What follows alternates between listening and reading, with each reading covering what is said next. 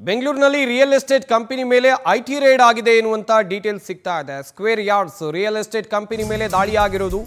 ದೇಶಾದ್ಯಂತ ವಹಿವಾಟನ್ನ ಈ ಸ್ಕ್ವೇರ್ ಯಾರ್ಡ್ ಕಂಪನಿ ಹೊಂದಿದೆ. 30ಕ್ಕೂ ಹೆಚ್ಚು ಕಾರುಗಳಿಂದ 10ಕ್ಕೂ ಹೆಚ್ಚು ಅಧಿಕಾರಿಗಳು, ಒಂದು ಕಡೆಯಲ್ಲಿ ಸಾಕಷ್ಟು ಅಧಿಕಾರಿಗಳು ದಾಳಿಯನ್ನ ಮಾಡಿದ್ದಾರೆ ಎನ್ನುವಂತ ಮಾಹಿತಿ ಇದೆ. ಇನ್ನೊಂದು ಕಡೆಯಲ್ಲಿ ಸಿಆರ್ಪಿಎಫ್ ಸಿಬ್ಬಂದಿ ಭದ್ರತೆಯಲ್ಲಿ ದಾಳಿಯನ್ನ ಅಧಿಕಾರಿಗಳು ಮಾಡಿದ್ದಾರೆ. ಸ್ಕ್ವೇರ್ ಯಾರ್ಡ್ ಕಂಪನಿ ಮೇಲೆ ಸಿಬ್ಬಂದಿ ರೇಡ್ ಅನ್ನ ಮಾಡಿದ್ದಾರೆ. ಸಹಕಾರ ನಗರದ ಮನೆಯಲ್ಲೂ ಸಹ ಶೋಧ ಕಾರ್ಯವನ್ನು ನಡೆಸಲಾಗಿದೆ. 3 ಕಾರ್ಗಳಲ್ಲಿ ಐಟಿ ಅಧಿಕಾರಿಗಳು ಬಂದಿದ್ದಾರೆ ಎನ್ನುವ ಮಾಹಿತಿ ಇದೆ. ಬೆಂಗಳೂರಿನಲ್ಲಿ ರಿಯಲ್ ಎಸ್ಟೇಟ್ ಕಂಪನಿ ಮೇಲೆ ಐಟಿ ರೇಡ್ ಆಗಿರೋದು.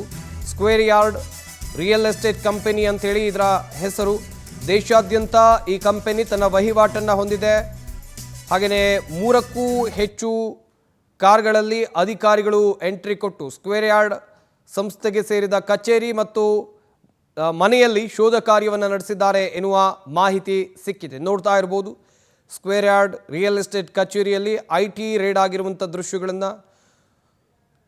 ಹಾಗೆಯೇ ಐಟಿ ಇಲಾಖೆ ಅಧಿಕಾರಿಗಳು ಅಕ್ರಮಕ್ಕೆ ಸಂಬಂಧಪಟ್ಟ ಹಾಗೆ ಏನಾದರೂ ದಾಖಲಾತಿಗಳು ಸಿಗಬಹುದಾ ಎನ್ನುವಂಥ ನಿಟ್ಟಿನಲ್ಲಿ ಶೋಧ ಕಾರ್ಯವನ್ನು ಮುಂದುವರಿಸಿದ್ದಾರೆ.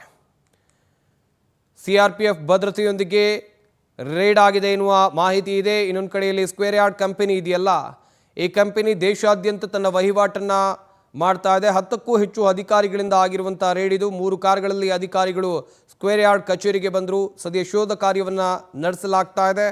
ಅಕ್ರಮ ವಹಿವಾಟಿಗೆ ಸಂಬಂಧಪಟ್ಟ ಹಾಗೆ ದಾಖಲಾತಿಗಳ ಪರಿಶೀಲನೆ ಆಗ್ತಾ ಇದೆ. ಅಲ್ಲಿನ ಸಿಬ್ಬಂದಿಯ ವಿಚಾರಣೆಯನ್ನು ನಡೆಸುವ ಕೆಲಸ ಆಗ್ತಾ ಇದೆ ಎನ್ನುವ ಮಾಹಿತಿ ಪ್ರಾಥಮಿಕವಾಗಿ ಲಭ್ಯವಾಗಿದೆ. ಈ ಬಗ್ಗೆ ಇನ್ನಷ್ಟು ಮಾಹಿತಿಯನ್ನು ಕೊಡ್ತಾರೆ ನಮ್ಮ ಪ್ರತಿನಿಧಿ ವೆಂಕಟೇಶ್. ನೇರ ಸಂಪರ್ಕದಲ್ಲಿ ಜಾಯ್ನ್ ಆಗ್ತಾ ಇದ್ದಾರೆ. ವೆಂಕಟೇಶ್, ರಿಯಲ್ ಎಸ್ಟೇಟ್ ಕಚೇರಿ ಮೇಲೆ ಐಟಿ ರೇಡ್ ಆಗಿರೋದು, ಯಾವ ಕಾರಣಕ್ಕೆ ಇಲ್ಲಿ ದಾಳಿ ಆಗಿದೆ, ಅಕ್ರಮಕ್ಕೆ ಸಂಬಂಧಿಸಿದಂತೆ ಏನಾದರೂ ಮಾಹಿತಿ ಇದೆಯಾ, ಹೇಗೆ? ಸಂಪತ್, ಭಾರತ ಸೇರಿ 9 ದೇಶಗಳಲ್ಲಿ ರಿಯಲ್ ಎಸ್ಟೇಟ್ ವ್ಯವಹಾರನ ನಡೆಸ್ತಾ ಇರುವಂತಹ ಸ್ಕ್ವೇರ್ ಯಾರ್ಡ್ ರಿಯಲ್ ಎಸ್ಟೇಟ್ ಕಂಪನಿಯ ಮೇಲೆ ಇವತ್ತು ಐಟಿ ಅಧಿಕಾರಿಗಳು ದಾಳಿಯನ್ನು ಮಾಡಿದ್ದಾರೆ. ಬೆಳಗ್ಗೆ ಸುಮಾರು 6 ಗಂಟೆಗೆ ಬಂದಂತಹ ಸುಮಾರು 10 ಜನ ಅಧಿಕಾರಿಗಳು ಈಗ ಪರಿಶೀಲನೆ ಕಾರ್ಯವನ್ನು ಮುಂದುವರಿಸಿರುವಂಥದ್ದು. ದಾಖಲೆ ಪತ್ರಗಳ ಒಂದು ಪರಿಶೀಲನೆ ಆಗ್ತಾ ಇದೆ. ಅಂದರೆ ಈ ಒಂದು ಕಂಪನಿ ಕೂಡ ಮನೆಯನ್ನು ಬಾಡಿಗೆ ಕೊಡುವಂಥದ್ದು, ಲೀಸ್ಗೆ ಕೊಡುವಂಥದ್ದು, ಮಾರಾಟ ಮಾಡುವಂಥದ್ದು ಮತ್ತು ತೆಗೆದುಕೊಳ್ಳುವಂಥದ್ದು ಸೈಟ್ಗಳು ಹಾಗೂ ಈ ಒಂದು ವಾಣಿಜ್ಯಕ್ಕೆ ಬೇಕಾದಂತಹ ಒಂದು ದೊಡ್ಡ ಶೆಡ್ಗಳೇನಿರುತ್ತೆ ಅದಕ್ಕೆ ಸಂಬಂಧಪಟ್ಟಂಥ ಎಸ್ಟೇಟ್ಗಳ ವ್ಯವಹಾರವನ್ನು ಕೂಡ ಈ ಕಂಪನಿ ನಡೆಸ್ತಾ ಇರುವಂಥದ್ದು. ಹಾಗಾಗಿ ಇದರ ಮೇಲೆ ಸಹಜವಾಗಿಯೇ ಕೂಡ ಆದಾಯ ತೆರಿಗೆಯನ್ನು ಕಟ್ಟಿದ್ದಾರಾ ಅಥವಾ ವಂಚನೆ ಮಾಡಿದ್ದಾರಾ, ಬೋಗಸ್ ರೀತಿಯಲ್ಲಿ ಏನಾದರೂ ಇದನ್ನ ದಾಖಲೆಗಳನ್ನು ಸೃಷ್ಟಿ ಮಾಡಿಕೊಂಡು ಆದಾಯ ತೆರಿಗೆಯನ್ನು ಕಟ್ಟೋದಕ್ಕೆ ಏನಾದರೂ ಬೇರೆ ದಾರಿಯನ್ನು ಮಾಡ್ಕೊಂಡಿದ್ದಾರೆ ಅನ್ನೋಂತಹ ರೀತಿಯಲ್ಲೂ ಕೂಡ ಏನೋ ಒಂದು ಆರೋಪಗಳು ಕೇಳಿ ಬಂದಿರುತ್ತೆ. ಆ ಹಿನ್ನೆಲೆಯಲ್ಲಿ ಇವತ್ತು ಅಧಿಕಾರಿಗಳು ದಾಳಿಯನ್ನು ಮಾಡಿರುವಂಥದ್ದು.